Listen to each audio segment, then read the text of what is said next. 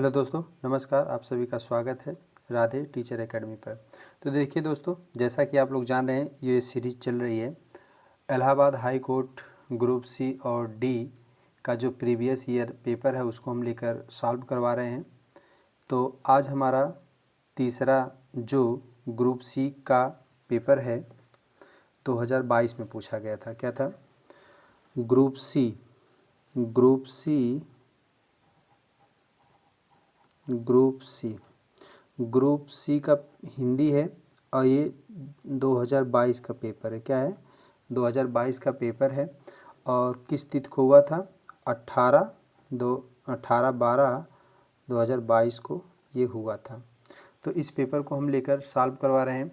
अब आप इसमें चेक करिएगा कि आपका कितना क्वेश्चन सही हो रहा है, और जितना सही हो रहा है उसको कमेंट में लिखिए कि आपका कितना आंसर 25 क्वेश्चन में से कितना सही हो रहा है। 25 क्वेश्चन का यह होगा और इस 25 क्वेश्चन में से कितना आपका सही हो रहा है। तो आइए स्टार्ट करते हैं बगैर देरी किए हुए। तो चलिए देखते हैं। पहला क्वेश्चन है, निम्नलिखित में से सेठ का स्त्रीलिंग क्या है? तो चार विकल्प है। सेठी है, बी है सेठानी है, और सेठनी है, फिर सेठाइन है। तो इसमें आपका आंसर कौन सा हो जाएगा? तो विकल्प है इसका कौन सा सही हो जाएगा? बी सही हो जाएगा। सेठ का स्त्रीलिंग क्या होगा? सेठानी होगा। क्या होगा?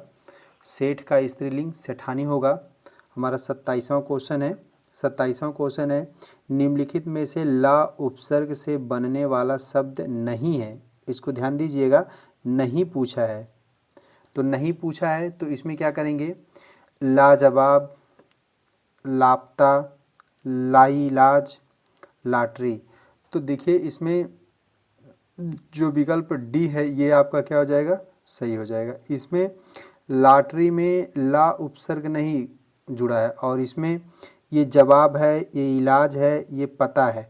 पता में ला जुड़ के बना है और जवाब में ला उपसर्ग मिल के बना है, इलाज में ला उपसर्ग मिलकर बना है। लेकिन टरी कोई शब्द नहीं होता है, इसलिए क्या होगा? ये लॉटरी विकल्प आपका सही हो जाएगा। और जो विकल्प ये जो क्वेश्चन 28 है, क्वेश्चन नंबर 28 है, मोटापा, बुढ़ापा, इन शब्दों में सही प्रत्यय बताइए। प्रत्यय आपसे पूछा है और प्रत्यय क्या होता है इसको बता दिया गया। प्रत्यय शब्द जो होता है वो पीछे लगता है। क्या लगता है? उपसर्ग आपका आगे लगता है शब्द के और प्रत्यय शब्द के पीछे लगाया जाता है। तो ये मोटा क्या है? मोटा शब्द है। क्या है? मोटा शब्द है। इसमें पा लगा है। क्या लगा है? पा लगा है। और बुढ़ापा में बूढ़ा है, बूढ़ा में पा लगा है, तो ये क्या बना है? बुढ़ापा बना है। तो आपका कौन सा सही हो जाएगा विकल्प? विकल्प 28 का सही हो जाएगा, बी सही हो जाएगा। क्या? पा। क्या लगा है? मोटापा, बुढ़ापा में पा प्रत्यय लग के बना है। 29वां क्वेश्चन है, निम्नलिखित में से सही वर्तनी वाला शब्द चूज करना है। तो इसमें पूछा है कि जो शुद्ध वर्तनी वाला शब्द है उसको चूज करना है। कार्य, कर्म, गृहस्थ, नीर, सतह, प्राप्ति, ये तीनों रंग है और ये विकल्प आपका इसमें सही हो जाएगा। नीर, सतह, ये शब्द सही है। और दिया है 30वां क्वेश्चन। 30वां क्वेश्चन में दिया है, मेरे को अपने मामा के घर जानी है। वाक्य का शुद्ध रूप होगा। क्या कह रहा है? मेरे को अपने मामा के घर जानी है। तो इसमें वाक्य जो शुद्ध है उसका विकल्प बताना आपको। तो पहला विकल्प है, मेरे को अपने मामा के घर जाना है, मुझे अपने मामा के घर जानी है, मुझे अपनी मामी के घर जानी है, और लास्ट विकल्प है, मुझे अपने मामा के घर जाना है। तो विकल्प कौन सा सही हो जाएगा? डी, मुझे अपने मामा के घर जाना, ये विकल्प आपका सही हो जाएगा। 31वां क्वेश्चन है, दिया है सूची 1 के साथ सूची 2 का मिलान करना है। सूची 1 और सूची 2 में मिलाना है। तो देखिए जो पहला दिया है, कवि प्लस ईश्वर। कवि प्लस ईश्वर किसके साथ मिलेगा? तो ये मिल जाएगा कवीश्वर। ये मिलेगा किसके साथ? सी के साथ, तीसरे के साथ हो जाएगा। कवि प्लस इंद्र, कवि प्लस इंद्र ये किसके साथ मिलेगा, ये मिल जाएगा दूसरे के साथ, पहले के साथ मिलेगा। और सी वाला जो दिया है ये वेद प्लस अंत, तो क्या हो जाएगा, ये चौथे के साथ मिल जाएगा, तो ये हो जाएगा वेदांत हो जाएगा। और जो डी दिया है वो दिया शिव प्लस आलय, तो शिव प्लस आलय किसके साथ मिलेगा, सेकंड वाले के साथ, ये हो जाएगा शिवालय हो जाएगा। इस तरीके से इसका विकल्प होगा, तो 31वां का विकल्प हो जाएगा, 31वां का विकल्प होगा कौन सा, डी हो जाएगा, विकल्प नंबर डी सही हो जाएगा। देखिए 32वां क्वेश्चन है, 32वें क्वेश्चन में पूछा है विग्रह का समास के साथ मिलान कीजिए। तो दिया है पहला ऋण से मुक्त, मुख्य है जो मंत्री, समय के अनुसार, सीता और राम। इसका जो मिलान करना है द्वंद्व समास, अव्ययी भाव समास, कर्मधारय समास, तत्पुरुष समास।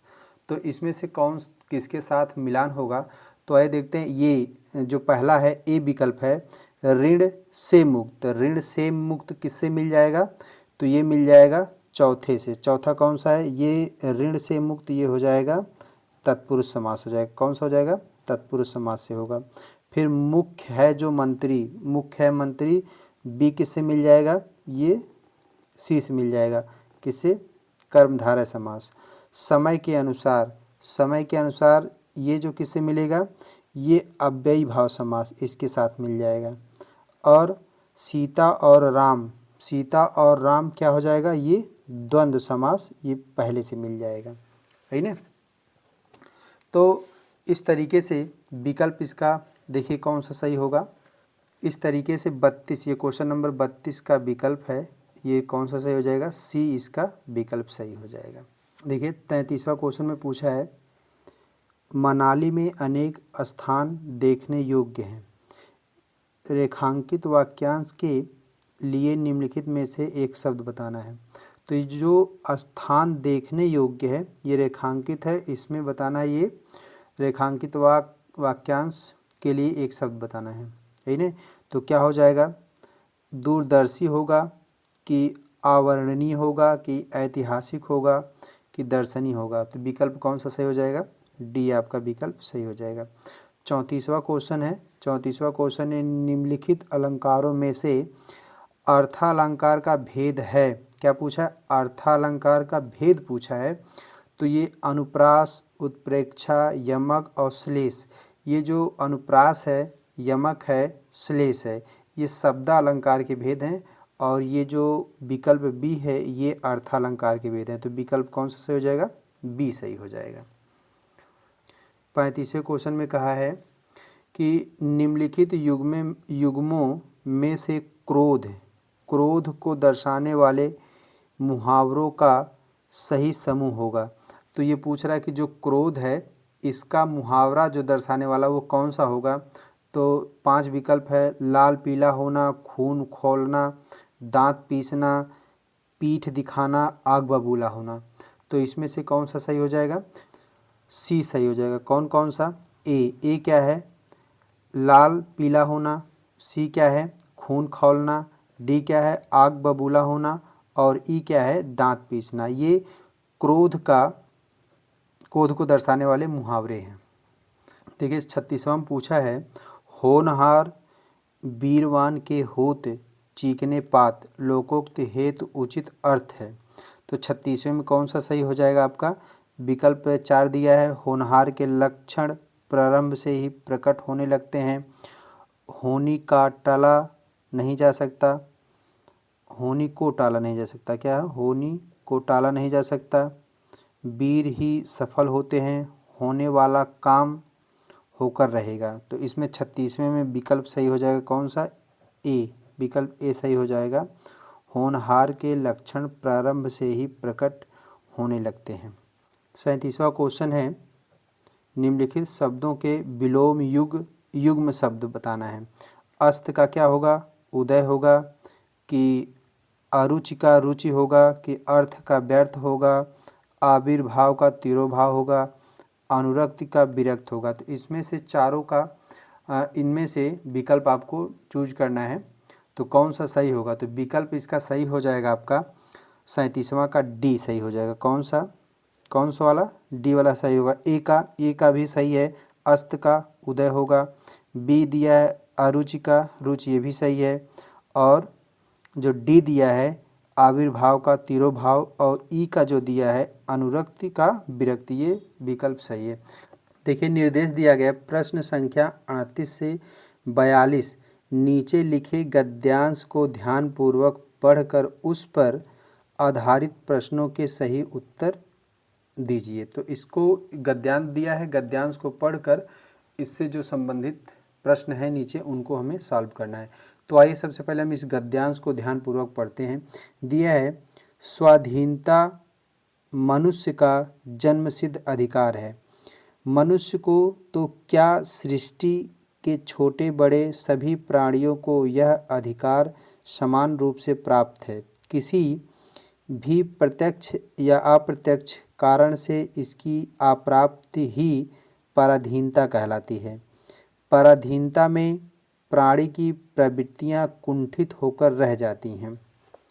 कई बार तो पराधीनता का भाव व्यक्ति की सोचने समझने तक की शक्तियों का अपहरण कर लेता है। इसी कारण सब प्रकार के स्वर्ग सुख मिलने पर भी कोई प्राणी पराधीन बनकर रहना नहीं चाहता।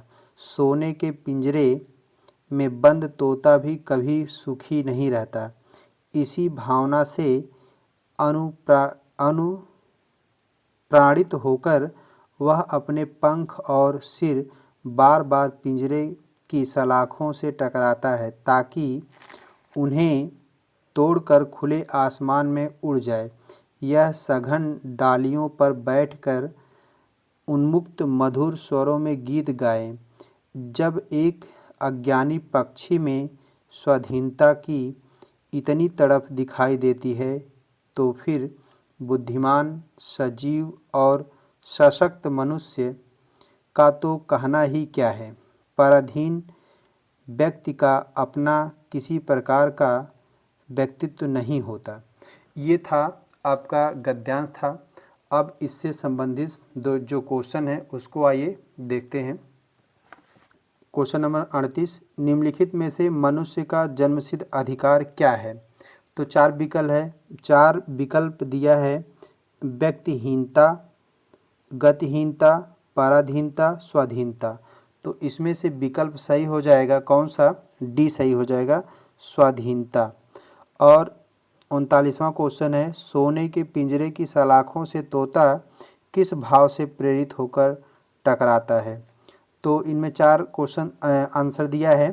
स्वतंत्र होकर पिंजरे से बाहर जाने के लिए, सोने के पिंजरे में कैद रहने की खुशी में, अपने दुख को प्रकट करने के लिए, अपने परिवार के पास जाने के लिए। तो 39वां क्वेश्चन का विकल्प कौन सा सही हो जाएगा, ए क्या होगा, स्वतंत्र होकर पिंजरे से बाहर जाने के लिए। क्वेश्चन नंबर 40 है, पराधीनता का भाव व्यक्ति की कौन सी शक्तियों का अपहरण कर लेता है। तो इसमें दिया है विकल्प 4, उछल कूद करने की, बोलने की, सोचने समझने की, गीत गाने की। तो 40 नंबर क्वेश्चन में विकल्प कौन सा सही हो जाएगा, सही होगा सी, सोचने समझने की।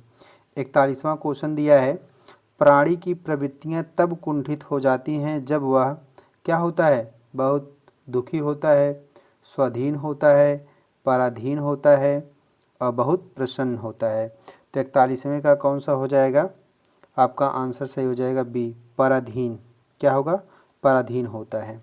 42वां क्वेश्चन है, पराधीन व्यक्ति की विशेषता है। पराधीन व्यक्ति की विशेषता क्या हो जाएगी। तो चार विकल्प दिया, वह पराधीनता में खुश रहता है, वह असली होता है, उसका अपना किसी प्रकार का व्यक्तित्व नहीं होता है, वह स्वावलंबी होता है। तो 42 का सही विकल्प हो जाएगा सी, उसका अपना किसी प्रकार का व्यक्तित्व नहीं होता है। देखिए क्वेश्चन नंबर 43 है। 43 में पूछा है, सूची ए के साथ सूची 2 को मिलाना है। तो इसमें कौन सा सही हो जाएगा, आपका दिया जिज्ञासु दिया है, परोक्ष दिया, आसक्त दिया है, निशाचर दिया है। तो जिज्ञासु क्या हो जाएगा, जिज्ञासु का मिलान होगा जिसमें जानने की इच्छा हो। जिज्ञासु ए का तीसरे के साथ मिलान होगा। और परोक्ष, परोक्ष का हो जाएगा चौथा, परोक्ष का हो जाएगा जो आँखों के सामने ना हो। और आसक्त का होगा सी का हो जाएगा दूसरा, जिसमें शक्ति ना हो। निशाचर जो रात में क्या हो, घूमने वाला। ये तो आपका मिलान हो गया। इसके आधार पे कौन सा आंसर इसका सही होगा, तो विकल्प हो जाएगा, कौन सा सही होगा, ये विकल्प नंबर 43 का सही हो जाएगा। ए सही होगा, है ना। 44वां क्वेश्चन है, जिसने लाल कमीज पहनी है वह मेरा पड़ोसी है। वाक्य का सरल वाक्य में रूपांतरण होगा। तो इसमें कौन सा विकल्प सही होगा, 44वें का हो जाएगा सी हो जाएगा। कौन सा, लाल कमीज वाला मेरा पड़ोसी है।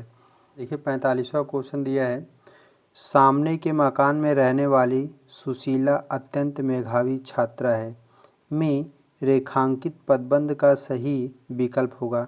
तो इसमें विकल्प कौन सा सही हो जाएगा, विकल्प एक, संज्ञा पदबंध होगा। क्या होगा, संज्ञा पदबंध हो जाएगा। देखिए 46वां क्वेश्चन है, इसमें कहा है वाक्यों में प्रयुक्त सर्वनाम और उनके भेदों का मिलान कीजिए। तो ये दिया है सूची ए में सर्वनाम दिया है और उनके भेद से क्या करना है, तो मिलान करना है। तो इसमें देखिए जो दिया है, वह कौन, बाहर कौन आया है, वह अपने आप चला जाएगा, यह ले जाओ, मैं कल चला जाऊंगा। तो इसमें कौन किसके साथ मिलान होगा, तो ए का जौन हो जाएगा क्या होगा, बाहर कौन आया है, तो ये इसके साथ हो जाएगा, किसके साथ, चौथे के साथ, प्रश्नवाचक सर्वनाम। वह अपने आप चला जाएगा, तो बी वाला किसके साथ सही हो जाएगा, ये हो जाएगा इसके साथ निजवाचक सर्वनाम हो जाएगा। यह ले जाओ जो विकल्प सी है वह किसके साथ से चला जाएगा, ये आ जाएगा दूसरे के साथ, निश्चित वाचक सर्वनाम। मैं कल चला जाऊंगा, तो ये हो जाएगा कौन सा, ये हो जाएगा पुरुषवाचक सर्वनाम हो जाएगा। इसके आधार पे हमारा जो विकल्प कौन सा सही होगा, 46 का विकल्प सही हो जाएगा चौथा, कौन सा, डी सही हो जाएगा। 45वां क्वेश्चन है, नाना जी फल खरीद कर घर आए। वाक्य में रेखांकित पद रचना के आधार पर क्रिया का कौन सा रूप है। तो 47 का क्वेश्चन नंबर कौन सा सही हो जाएगा, ये हो जाएगा ए सही होगा। कौन सा, पूर्वकालिक क्रिया हो जाएगा। 48वां दिया है, 48वें क्वेश्चन में पूछा है भविष्य काल के भेदों का उचित विकल्प है। किसका, भविष्य काल के भेदों का उचित विकल्प कौन सा है, सही हो जाएगा। तो 48 का विकल्प सही हो जाएगा बी। क्या होगा इसमें, सामान्य भविष्य काल, संभाव्य भविष्य काल। देखिए 49 का दिया है, निम्नलिखित वाक्य में रेखांकित विशेषण का भेद बताइए। थोड़ा दूध हमारे लिए भी लेते आना। तो दिया है, पहला है संख्यावाचक विशेषण, निश्चित परिमाणवाचक विशेषण, परिमाणवाचक विशेषण, अनिश्चित परिमाणवाचक विशेषण। देखिए ये जो थोड़ा है वह कौन सा विशेषण है, तो ये आपका विकल्प हो जाएगा कौन सा सही, डी हो जाएगा, अनिश्चित परिमाणवाचक विशेषण। इसमें कहा थोड़ा दूध हमारे लिए भी लेते आना। इसमें कोई मात्रा नहीं बताई है कि 1 किलो है कि 2 है, ये नहीं बताया, तो क्या हो जाएगा, अनिश्चित परिमाणवाचक विशेषण हो जाएगा। जो 50वां दिया है, रेखांकित शब्द के कारक भेद के उचित विकल्प को चुनिए। मैंने राधा को पुस्तक दी, मैंने राधा को पुस्तक दी, तो इसमें कौन सा कारक हो जाएगा, तो आपका 50 हो जाएगा सी, संप्रदान कारक। कौन सा सही हो जाएगा, संप्रदान कारक। तो देखिए इस तरीके से हम जो है क्वेश्चन चल रहे थे, किससे, क्वेश्चन नंबर 26 से 50 तक देखें, किससे देखें, 26 से 50 तक देखें। इनमें 25 क्वेश्चन हम टोटल हिंदी के करवाए हैं। किसके करवाए हैं, हिंदी के 25 क्वेश्चन हम आपको कंप्लीट करवाए हैं। अब आप कमेंट में लिख कर बताइए कि आपका 25 क्वेश्चन में से कितना सही है ना, कितना सही है, आप कमेंट में इसको बताइए। तो इसी तरीके से वीडियो देखने के लिए चैनल को सब्सक्राइब कर लीजिए, जिससे जो भी वीडियो हम अपलोड करेंगे उसका नोटिफिकेशन आप पे तुरंत पहुंच जाएगा। तो आइए अब मिलते हैं किसी नेक्स्ट वीडियो में, तब तक के लिए धन्यवाद।